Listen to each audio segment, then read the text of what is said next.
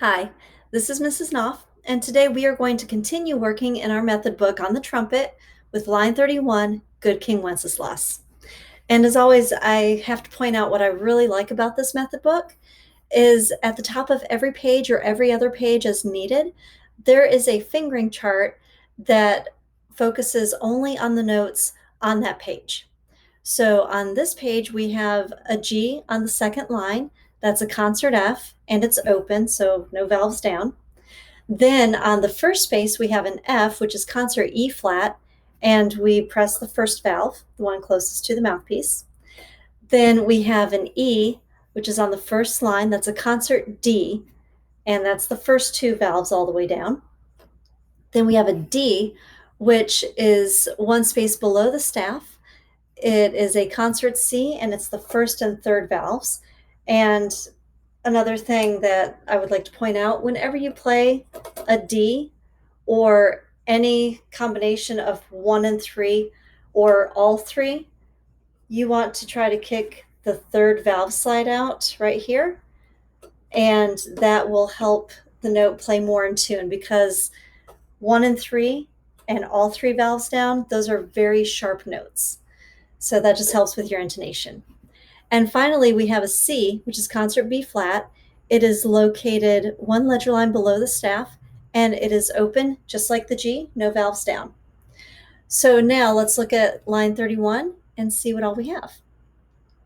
We start out with our treble clef, and then we have a time signature. We are in 2/4 time. The top number tells us the number of beats per measure. The bottom number gives us the value of the whole note. And we use that information to figure out the value of all the other notes and rests. So if we have a whole note that gets 4 beats, half of a whole is a half of 4 is 2, so the half notes get 2 beats. Then half of a half is a quarter, half of 2 is 1, so all of the quarter notes that are colored in and the quarter rest at the end get 1 beat each. Next, we're going to see what our notes are and look for some patterns.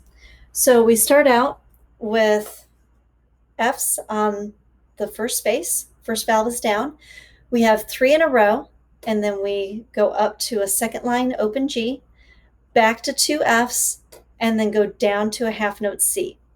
Then we're going to move around stepwise. D with that third valve slide kicked out if you can. C is open, back to the D, E, and then we end with an F as a half note and then an F as a quarter note, followed by a quarter rest. So when you're playing, make sure you start each note with a T sound, and that'll help you play with a very clean and easy to hear kind of sound. So I'm going to get started. I hope you're able to play along with me. And here we go. 1, 2, ready.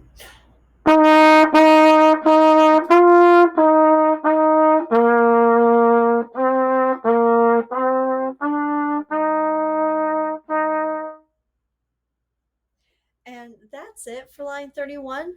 I hope you're able to keep up and play along. If you're able to go faster, that's great. You can certainly do that. And if you need to slow it down and maybe do smaller portions before putting it all together, then you can do that too, as long as you keep working at it. So I hope this has been helpful, and we'll see you next time.